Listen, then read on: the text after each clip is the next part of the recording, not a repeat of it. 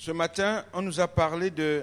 J'ai bien aimé, il y a une question qu'on nous a posée, c'est est-ce que vous pensez parfois aux choses spirituelles? Quand nous allons évangéliser, on doit souvent poser cette question. Est-ce que vous pensez parfois aux choses spirituelles? C'est vrai que le monde d'aujourd'hui ne s'attarde plus à ce qui est spirituel, mais à tout ce qui est cartésien, tout ce qu'on voit, tout ce qu'on veut toucher, tout ce qui est palpable et tout ce qui ne concerne pas Dieu. Et cet après-midi, je voudrais reprendre mon message de vendredi soir.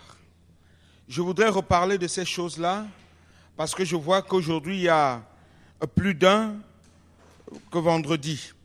Et je vous invite à vous lever, s'il vous plaît, pour la lecture de la parole de Dieu. Vendredi dernier,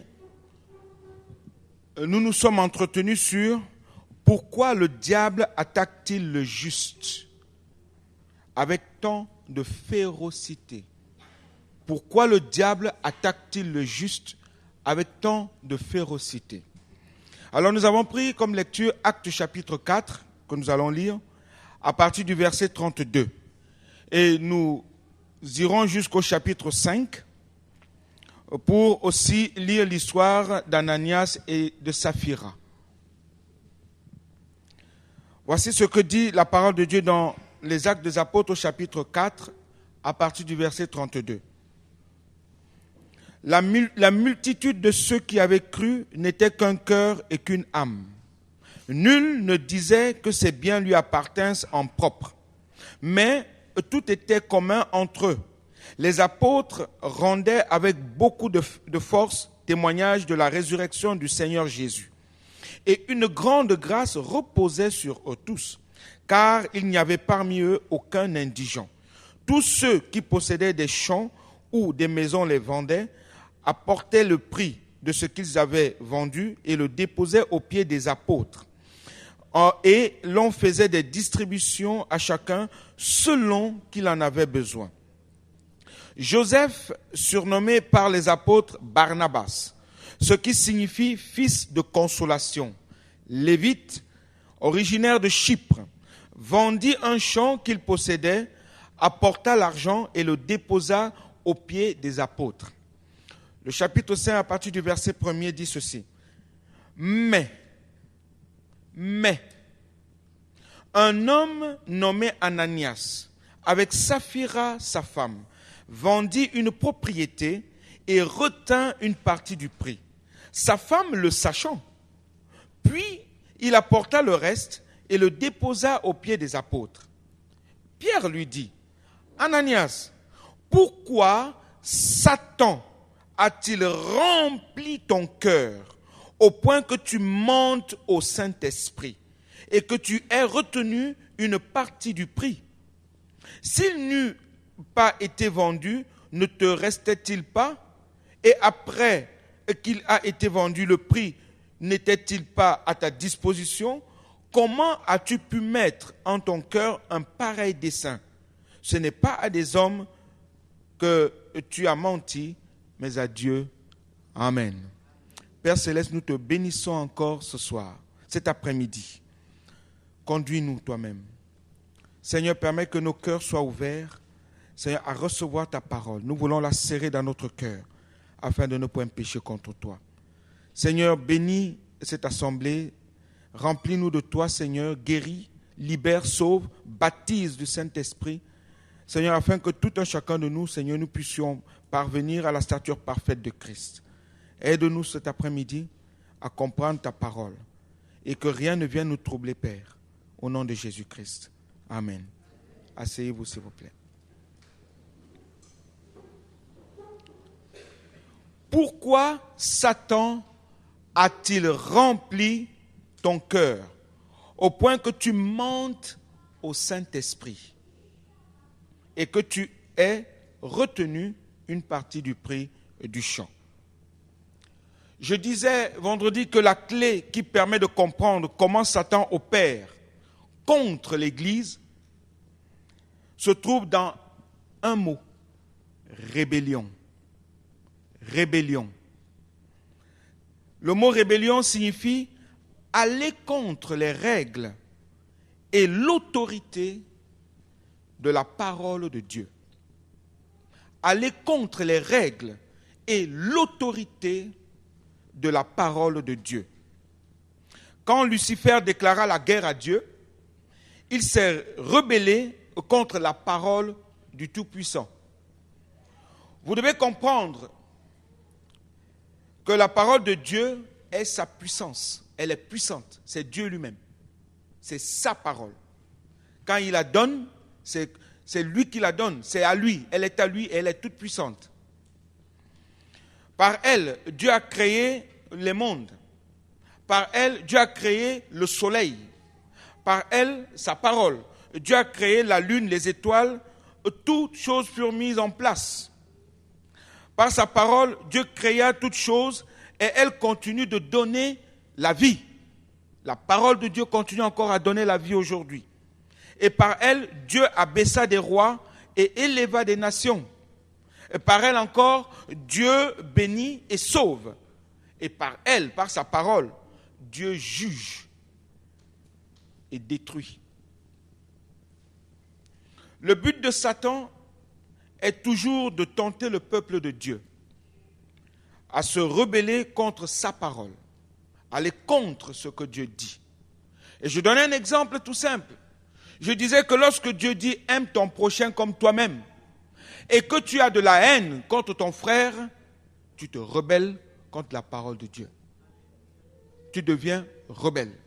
Tu fais exactement ce que celui qui est dans le monde est en train de te pousser à faire. Quand Dieu te dit tu ne mentiras point et que tu mentes, tu te rebelles contre la parole de Dieu. Parce que tu sais, et tu le sais du plus profond de ton cœur, que Dieu est amour et que Dieu désire que nous soyons tous amour semblables à lui et que nous ne pouvons qu'aimer. Mais si tu commences à détester, tu ne fais plus l'œuvre de Dieu, mais tu commences à commettre des choses qui ne glorifient pas Dieu, tu deviens rebelle. Tu fais l'œuvre de Satan. Et je disais que Satan planta des pensées de rébellion dans Adam et Ève, le premier homme et la première femme. Et il les induisit ainsi à raisonner. Dieu a-t-il réellement dit? Et Satan réussit également à planter des graines de rébellion dans le peuple de Dieu, Israël. Et le psalmiste va jusqu'à dire, dans le psaume 78, verset 8, à dire une race indocile et rebelle, une race dont le cœur n'était pas ferme et dont l'esprit n'était pas fidèle à Dieu.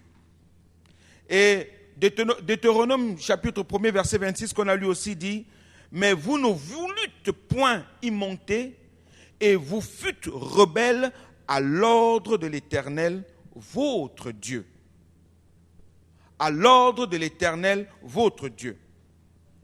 Et veuillez noter que Dieu révéla clairement sa parole à tous ses peuples et cependant, ils se sont rebellés contre lui. Mais pourquoi? Parce qu'ils ont été séduits par le malin. En commençant par Adam et Ève, et ça continue encore aujourd'hui. Et nous nous laissons avilir par cet ange déchu. Il ne veut pas que nous entrions dans notre salut. Il ne veut pas que nous allons auprès de notre Père. Il ne veut pas que nous soyons des véritables adorateurs de Dieu. Il ne veut pas que nous soyons des véritables enfants de Dieu. Alors il fait tout parce qu'il sait que pour lui, son temps est proche. Il est fini. Pour lui, il n'y a plus rien. Alors il va entraîner plusieurs avec lui, comme il a fait bien avant. Il va entraîner plusieurs avec lui. Et Satan va également tout faire de vous faire vous rebeller contre la parole de Dieu. Il sait qu'il ne peut pas vous atteindre par des tentations criantes. Alors, qu'est-ce qu'il fait? Il va injecter des séductions subtiles dans vos esprits, en inondant vos vies de douleur, de combat et de lutte chaque jour. Chaque jour, il essaye de vous détruire complètement pour que vous abandonniez Dieu. Il peut même envoyer des maladies, il peut avoir des souffrances pour que tu souffres terriblement et que tu dises, mais Dieu, où es-tu dans ma vie? Et que tu montres même le poing contre Dieu, que tu puisses même injurier Dieu. Et il fait tout pour que le peuple de Dieu abandonne sa foi. Il fait tout. Il essayera de bloquer les bénédictions de Dieu dans votre vie, tout comme il gêna Paul dans son ministère. Et je disais, il n'y a pas que Paul qui l'a gêné. Il y a aussi l'apôtre Pierre qui a subi les attaques de Satan. Il y a l'apôtre Jacques qu'on a décapité. Il y a tout un tas d'apôtres qui sont morts comme ça. Et pour ne pas dire que tous, ou presque tous, sont morts en martyr, sauf un, Jean. Mais là encore, il était où? À Patmos, en prison. Parce que le diable n'a jamais voulu que la parole de Dieu demeure dans les cœurs des enfants de Dieu. Beaucoup sont devenus des proies de séduction subtile de Satan. Et le psalmiste dit que de tels croyants, ceux qui avaient pour demeure les ténèbres et l'ombre de la mort, vivaient captifs dans la misère et dans les chaînes, parce qu'ils s'étaient révoltés contre les paroles de Dieu, parce qu'ils avaient méprisé le conseil du Très-Haut. Psaume 107, versets 10 et 11.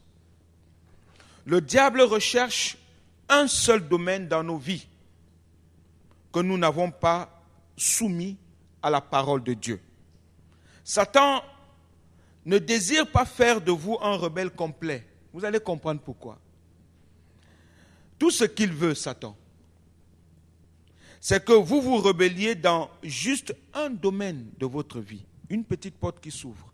Juste une toute petite. Et cela lui donnera assez de terrain pour obtenir une avancée. Une petite porte, il entre. Boum. Et quand il entre, il fait tout pour s'installer et gérer et demeurer.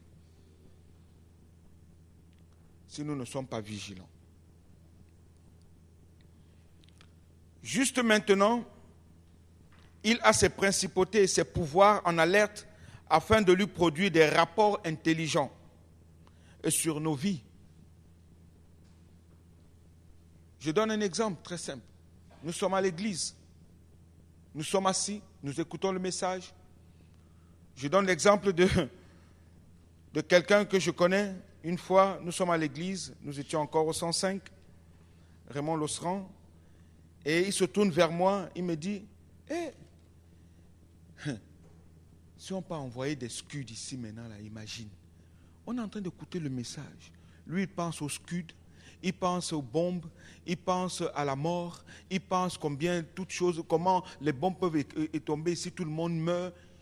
Et je le regarde et dis, mais attends, nous sommes en train d'écouter le message du salut. Dieu est bon. Toi, tu penses aux scuds? Imagine, il est à l'église. Le message est lancé. Dieu est en train de nous parler au travers de sa parole, au travers de son serviteur. Dieu nous parle. Et toi, tu penses aux scuds, aux bombes. Aux bombes. Combien les gens peuvent mourir. Mon ami, on est là, on n'est pas là pour entendre les scuds ou bien pour entendre des bombes tomber. On est là pour écouter le message de l'évangile, la bonne nouvelle du royaume de Dieu. Et toi, tu as des pensées ailleurs. Et quand tu ouvres une petite porte comme celle-là, le diable entre et il te trouble, tu n'écoutes plus rien. Et ta vie est ailleurs, tu penses à autre chose. Il a gagné. Si tu n'es pas vigilant, vigilante.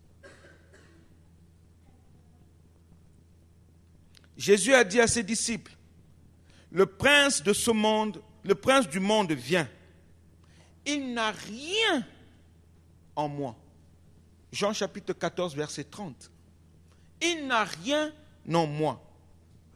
En essence, Jésus disait, quand Satan vient à moi, il ne peut trouver aucun endroit où poser son pied.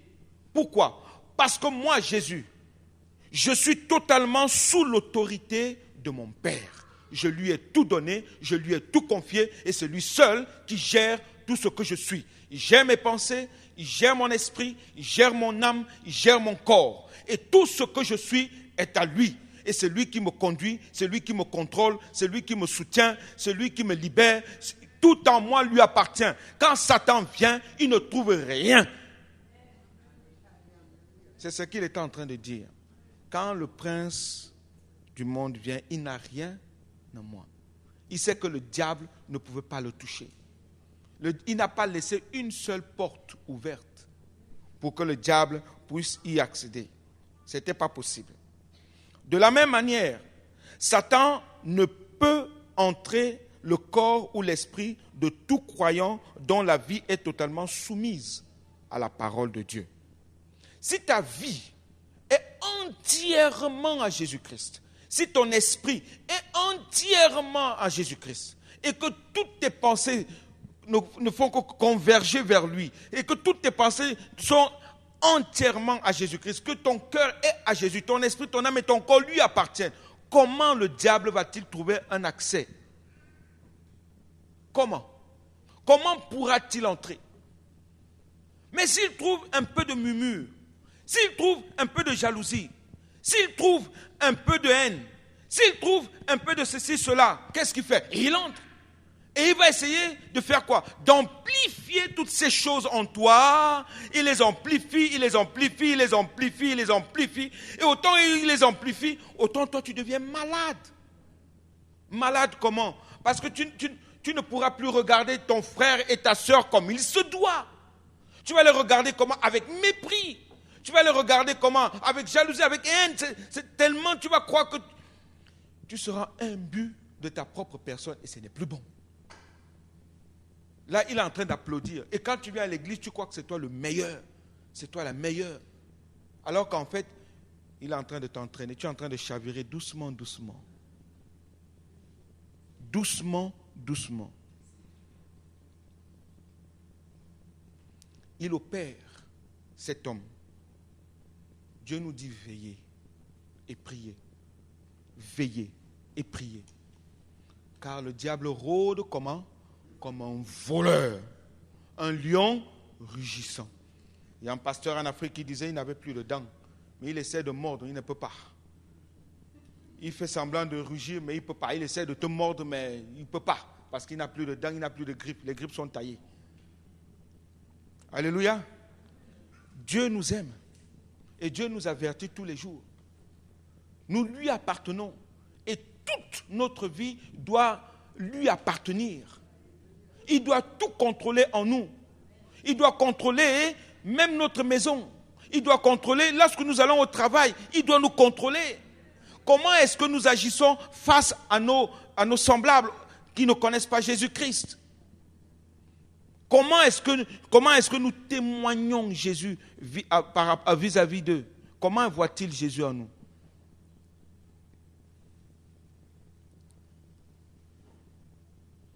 Eh oui. On doit lui laisser du terrain s'il veut pouvoir poser un jalon. Et que se passe-t-il lorsqu'une personne retient une partie du prix? Que se passe-t-il? Comme Ananias et Saphira. Un couple nommé Ananias et Saphira. Ils n'ont pas voulu tu donnes. Ou bien, moi, quand je lis cette histoire, quand nous lisons l'acte 4, on voit que les apôtres et les frères et sœurs qui étaient là étaient remplis d'Esprit Saint. C'est des gens qui témoignaient, ils vivaient Dieu, ils vivaient l'amour, ils vivaient la paix, ils vivaient des miracles, ils vivaient des prodiges, ils vivaient de grandes choses, des exploits. Alléluia. Dieu faisait de grandes choses au travers d'eux. Et sans doute, Ananias et Saphira vivaient ces merveilles. Et tellement ils ont vécu ces choses-là qu'ils se sont dit, nous aussi on peut. Tellement ils vivent ces choses-là. Et regardez comment le diable est tellement subtil. Vous croyez que le diable est venu chez Ananias et Saphira comme ça en disant, ou bien Ananias et Saphira se sont levés un jour et dire, tiens, nous allons vendre comme ça. C'est parce que quelque part, il se passait déjà quelque chose au plus profond d'eux-mêmes. On va comprendre ça. On va comprendre cela.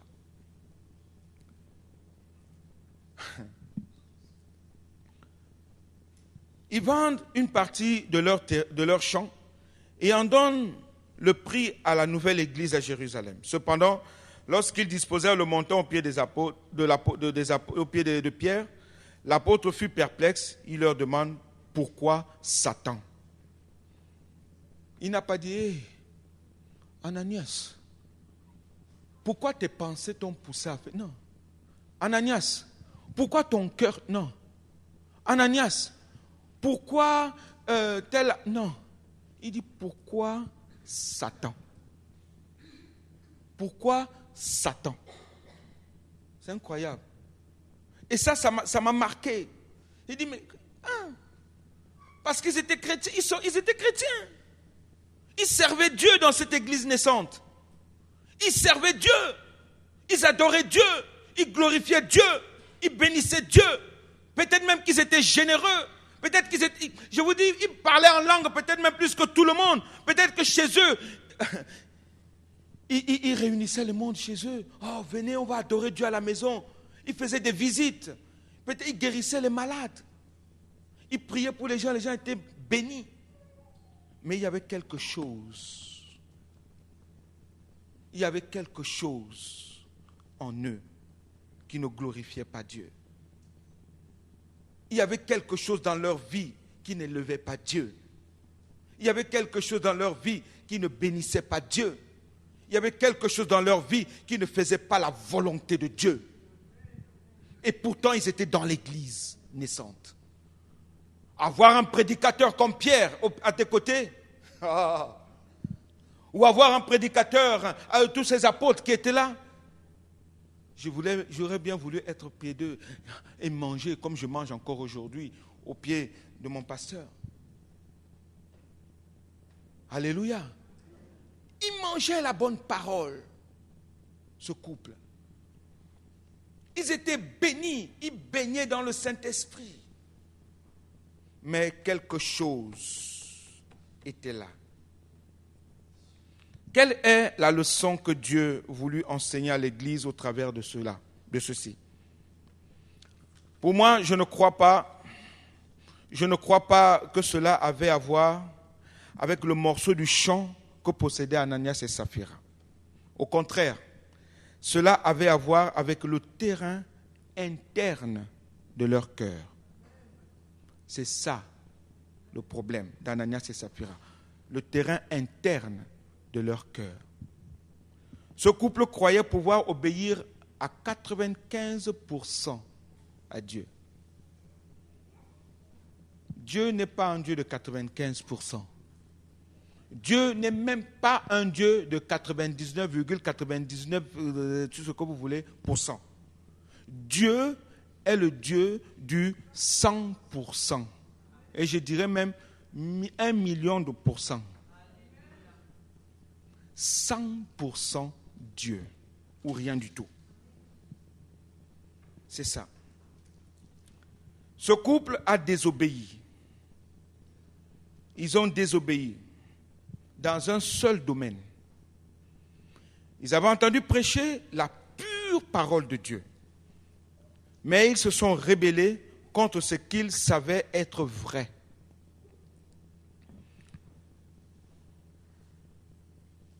Ils se sont convaincus eux-mêmes, nous pouvons servir le Seigneur et cependant retenir cette petite chose que nous avons.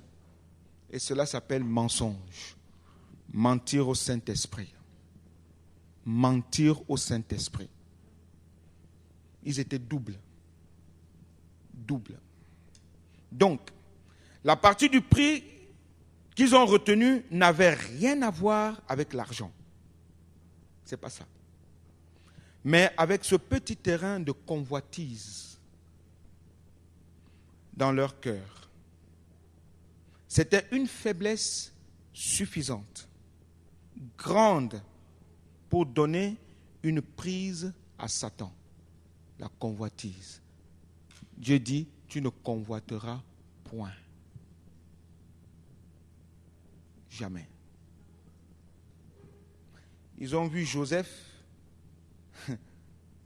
Joseph surnommé Barnabas, vendre son terrain, son champ. Ils ont dit, ah, nous aussi on peut. Nous aussi. Est-ce que vous savez comment Joseph servait Dieu? Vous ne savez pas comment Joseph servait Dieu. Vous ne savez pas comment était le cœur de Joseph, Ananias et Saphira. Mais ils ont voulu faire. Parce qu'ils ont vu Joseph faire, nous allons aussi le faire. Nous aussi on peut, n'est-ce pas chérie? Alors vendons-le. Et ils vendent. Mais en vendant, il dit, et si demain on n'a plus rien là? Comment on va faire? Ils oublient que l'Église était unie. Ils oublient que l'Église partageait tout ce qui avait été vendu. Il les partageait à tous ceux qui avaient des besoins. Il le donnait à ceux qui souffraient. Il le donnait à ceux qui manquaient de quelque chose. Il le donnait afin que tous, chacun, puisse être heureux, heureuse. Et eux-mêmes aussi, comment ont-ils donné? Est-ce qu'ils ont donné avec joie, avec amour? Est-ce qu'ils ont donné spontanément comme ça? Oui. Spontanément comme ça, oui. Mais sans réfléchir. Sans comprendre que leur cœur était méchant et mauvais. Méchant et mauvais. À tel point qu'ils sont morts. C'est pourquoi l'apôtre Paul nous prévient. Il dit, ne donnez pas accès au diable. Ne donnez pas accès au diable. Éphésiens chapitre 4, verset 27. Ne donnez pas accès au diable. L'exemple d'Ananias et Saphira est clair. Le prix d'une vie victorieuse n'est pas un petit sujet. Cela veut dire soumettre totalement vos vies à la parole de Dieu, ne laissant aucun coin de ténèbres, ni de convoitise cachée, ni de rébellion. Ne donnez pas à Satan la moindre parcelle de terrain. C'est tout ce dont il a besoin pour entrer et établir une base de pouvoir. Ne donnez pas.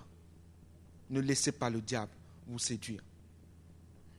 Je veux donner 4 exemples, mais je vais les passer parce que le temps passe vite. Je veux vous donner 4 exemples sur la façon dont Satan peut s'accaparer du terrain dans vos vies. Vendredi, j'ai donné le premier terrain. Et ce premier terrain, c'était dans Hébreux chapitre 10, verset 25. L'auteur aux Hébreux dit ceci. N'abandonnons pas notre assemblée. N'abandonnons pas notre assemblée comme c'est la coutume. Ce qui veut dire qu'il y a certains qui le font. Comme c'est la coutume de quelques-uns. Mais exhortons-nous réciproquement, et cela d'autant plus que vous voyez s'approcher le jour. N'abandonnons pas nos assemblées. Voilà le premier exemple sur la façon dont Satan peut s'accaparer du terrain dans vos cœurs. Vous pouvez être un véritable ou un merveilleux personnage, une personne bien, gentille, attentionnée et généreuse. Mais si vous lisez cette parole des Hébreux, chapitre 10, et que vous l'ignorez délibérément, vous donnez du terrain à Satan. Vous donnez du terrain à Satan. Ça veut dire, vous n'acceptez pas ce que la parole de Dieu dit. Vous devenez rebelle. Si semaine après semaine, vous restez dans vos lits, je sais, on peut être malade, je sais, on peut avoir des problèmes, je sais, on peut avoir des soucis, je sais. Moi, je dis souvent à mon épouse, même si je suis malade, c'est très rare pour moi de rester au lit, même si ça ne va pas. Je préfère encore venir mourir à l'église que de rester chez moi. Je vous dis la vérité. Je préfère encore venir traîner à l'église parce que je sais que là, quand les frères vont me voir, ils vont m'entourer. Alléluia. Allez, je sais que là, la prière va monter tout de suite. Au lieu de rester à la maison couché, trembler, je dis je vais à l'église. Je vais à l'église. Je préfère. C'est mieux. Je vais à l'église. Je me sens bien à l'église. Je sais, il y a des préoccupations, surtout en France. Le travail est dur. Mais à un moment donné, je crois que si on prie réellement, Dieu peut nous permettre d'avoir un travail qui nous permettra d'être dans sa maison mardi, vendredi, dimanche. Ce matin, nous étions plusieurs. Où sont les autres?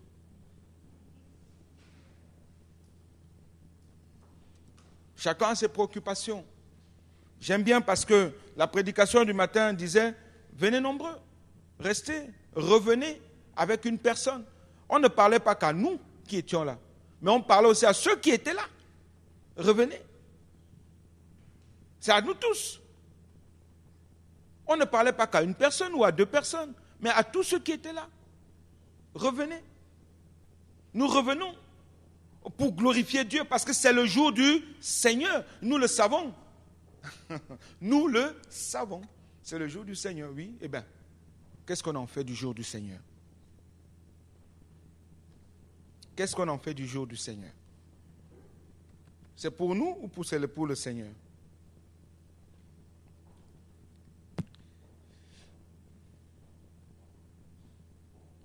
Si semaine après semaine, vous restez dans votre lit le dimanche matin, au lieu de venir dans la maison de Dieu pour être incité à la justice, vous avez donné aux trompeurs une place dans votre cœur.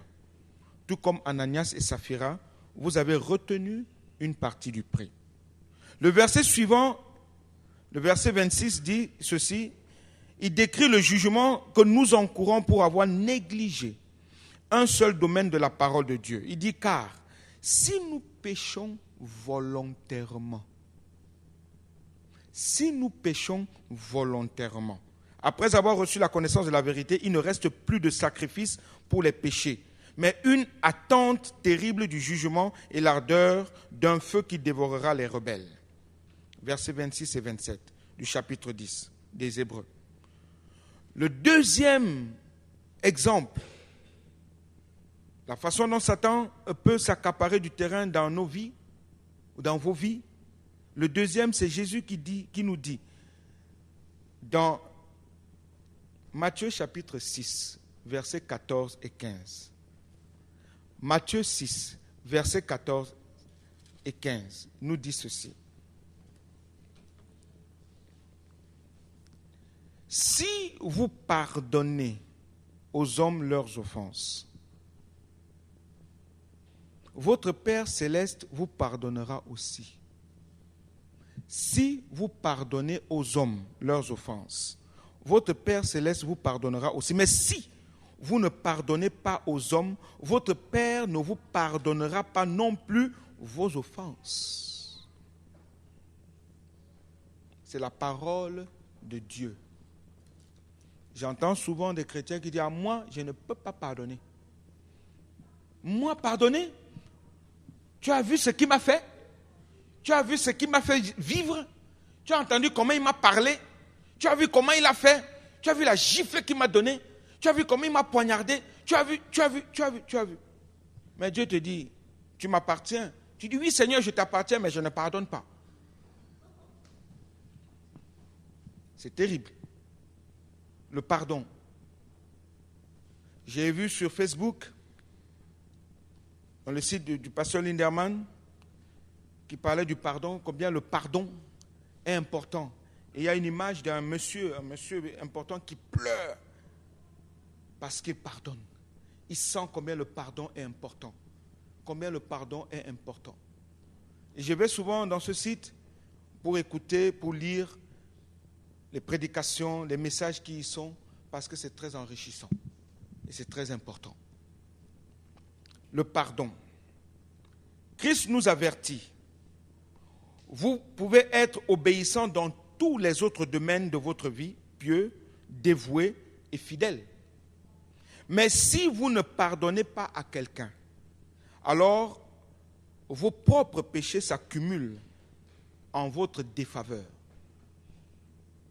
Car ils ne seront pas pardonnés par le Père.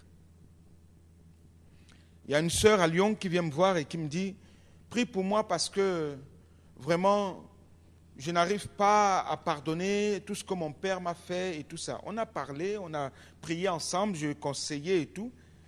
Et quelque temps après, je vais revoir cette personne, je dis « Alors, ça va et tout, ton papa ?» Il dit « Oh, je ne peux même pas me permettre de l'appeler celui-là. » Ah bon, mais c'est ton père. Oui, mais Oh, moi, je ne peux pas pardonner tout ce qu'il m'a fait subir quand j'étais gosse. Ah, moi, je ne peux pas pardonner, ce n'est pas possible.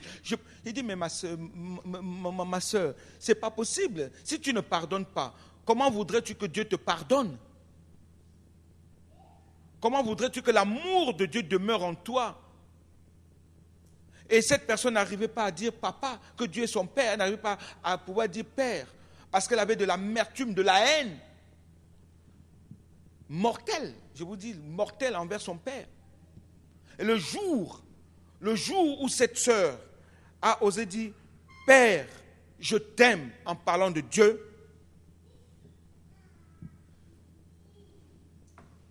ça a été une délivrance totale. En larmes, elle était par terre, elle pleurait. C'était la première fois qu'elle pouvait dire Père, appeler Dieu Père, mon Père. Elle a fait une belle lettre à son papa en demandant pardon. C'est plutôt elle qui a demandé pardon. Et le papa a répondu en disant, je t'ai pardonné. J'attendais juste que tu viennes à la maison.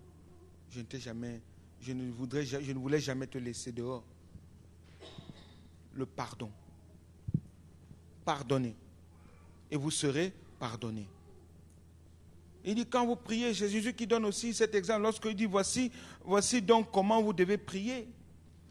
Notre Père qui est aux cieux, toujours le Matthieu 6, que ton nom soit sanctifié, que ton règne vienne, que ta volonté soit faite sur la terre comme au ciel. Donne-nous aujourd'hui notre pain quotidien. Pardonne-nous nos offenses, comme nous aussi nous pardonnons à ceux qui nous ont offensés. Le pardon est une arme puissante, efficace. Il nous avertit. Ne pas pardonner fait de nous un plus grand débiteur que celui qui a péché contre vous. Pourquoi? Parce que la personne qui a péché contre vous, elle peut s'être déjà repentie et avoir été pardonnée par le Seigneur.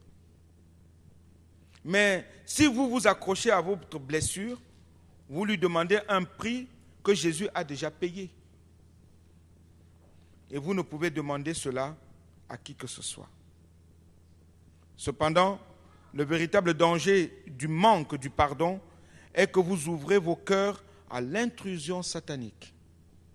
L'ennemi investit cette petite parcelle de terrain, il s'y établit et il commence à vous dévorer, et vous avez permis cela en retenant une partie du prix.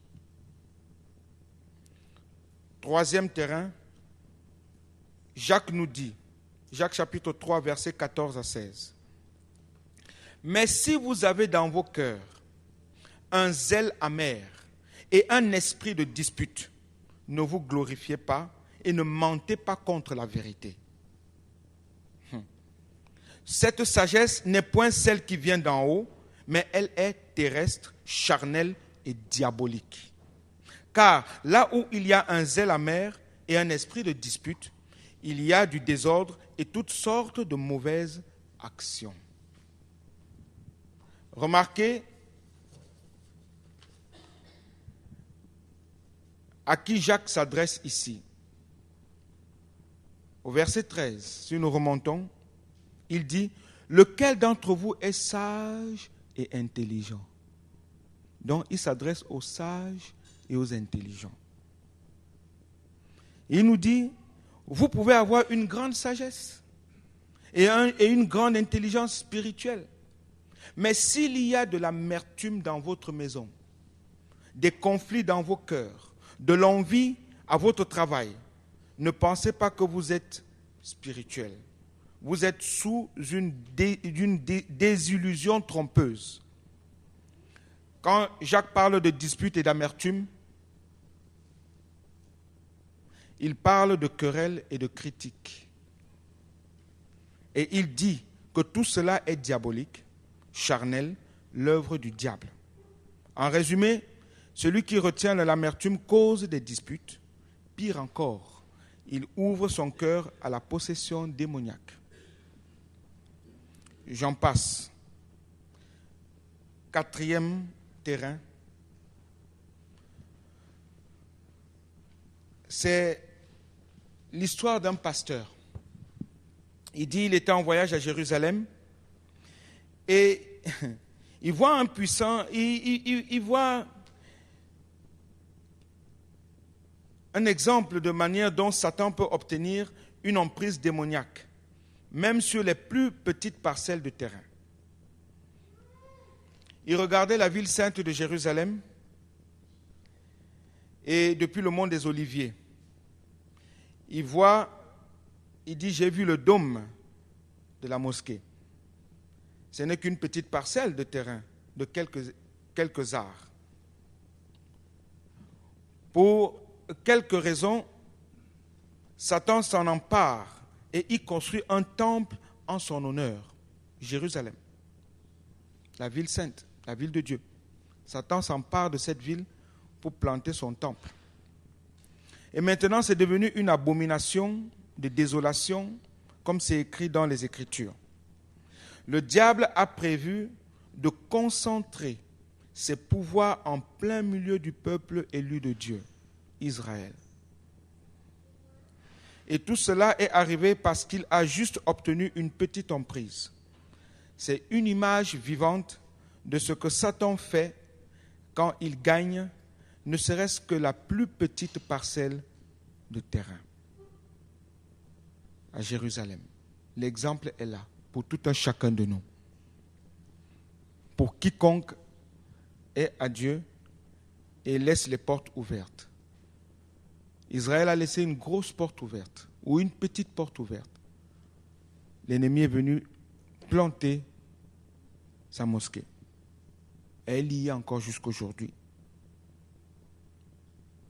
Ou à l'emplacement où il y avait le temple de Salomon. Incroyable. Incroyable. Mais Dieu nous dit de veiller. Dieu veut que nous soyons de bons dispensateurs de sa parole, de bons témoins de sa parole. J'aurais bien voulu continuer pour vous dire que Dieu a besoin de nous, nous avons besoin de lui, parce que c'est lui qui est notre Seigneur et notre Dieu. Il voudrait que nous marchions et que nous soyons semblables à lui. Ne laissons plus. Si tu laissais avant, ne laisse plus Satan prendre du terrain dans ta vie. Ananias et Saphira ont fait une bêtise. C'est qu'ils convoitaient, ils étaient remplis d'envie, et voilà ce qui est arrivé. Peut-être qu'aujourd'hui, Dieu n'agit plus. Mais moi, je connais des endroits où Dieu agit encore, comme à l'époque d'Ananias et Saphira. J'ai beaucoup d'exemples et je pourrais en donner. Un jeune pasteur en Afrique était tout jeune dans une église, il n'était pas marié et il était vraiment talentueux, ce jeune pasteur. Il a commencé à convoiter les jeunes filles de la chorale. 1, 2, 3. Il les convoitait. Il faisait des choses pas bien avec elles. Un jour, la parole de Dieu sort. Mon serviteur, arrête de vivre ainsi dans l'impudicité. Sinon, je te redemanderai ton âme. 1 fois, 2 fois, 1 année, 2 années, 3 années passent. Dieu est patient. Dieu est patient. Arrête de vivre dans ton vomi, dans ton péché. Et Dieu ne faisait que parler à son serviteur. Et un jour, 3 ans plus tard, une prophétie dans l'église. Je reprends mon serviteur. 1 semaine après, il annonçait aux anciens qu'il avait le sida. 2 semaines après, il décédait. Dieu nous parle, tantôt d'une manière, tantôt d'une autre. Dieu veut que nous abandonnions le péché et que nous soyons à lui entièrement. Et les prédications que je vous donne, c'est parce que Dieu lui-même me fait traverser autant d'épreuves pour que je comprenne et que j'apprenne à le connaître. et à marcher dans la vérité. Ce n'est pas facile, mais avec Dieu, tout est possible. On est plus que vainqueur. Et cet après-midi, je parle aux convaincus. Enfin, je crois qu'on est tous convaincus que Dieu est vrai et que sa parole est oui et amen. Et que ce que je dis vient de lui. C'est lui seul qui connaît nos cœurs. Il sait qui nous sommes. Et cet après-midi, si tu as vraiment besoin de la prière, tu veux vraiment abandonner le péché, tu veux vraiment abandonner ton ancienne vie, tu veux vraiment tout donner à Dieu, parce que Dieu veut que nous soyons en lui à 100%, pas à 99%. 100%. Si cet après-midi, tu as écouté cette parole, avant de prier, j'aimerais vraiment que tu commences à regarder au plus profond de toi. Parce que nous allons prier tous ensemble avant de partir ce soir. Si on peut juste baisser nos têtes, s'il vous plaît.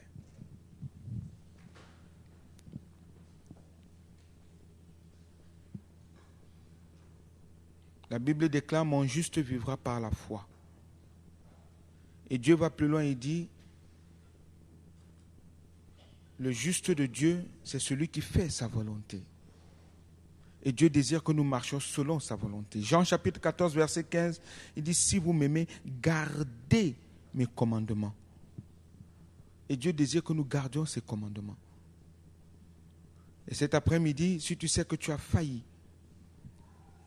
à la parole de Dieu, tu as besoin que Dieu vienne gérer tes pensées, gérer ton esprit, ton âme et ton corps.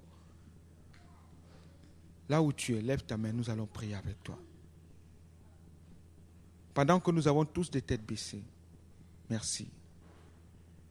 Amen, merci. Merci, amen, amen. Plusieurs personnes. Amen, amen, amen. Je vais inviter le pasteur Linderman, s'il peut faire l'appel.